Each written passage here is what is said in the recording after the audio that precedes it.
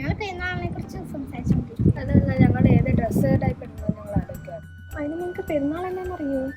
ഇല്ല ചേച്ചി, അത് അവരതിനെ പറ്റി സംസാരിച്ചുകൊണ്ടിരിക്കുകയായിരുന്നു. ഈ വരുന്ന സെപ്റ്റംബർ 10-ാം തീയതിയാണ് നമ്മുടെ പെരുന്നാള്. ചേച്ചി എന്തൊക്കെ ഉണ്ടായിരിക്കും പെരുന്നാളിന്?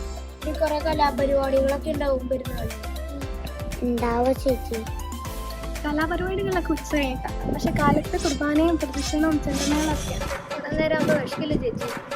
അതൊന്നും നിങ്ങൾ പേടിക്കേണ്ട, നമുക്കുള്ള ഫുഡും വെള്ളവും ഒക്കെ അവിടെ ഉണ്ടാൻ വേണ്ടി.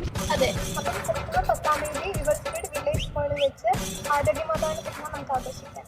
അപ്പൊ നമുക്ക് എല്ലാവർക്കും അവിടെ വെച്ച് കാണാം.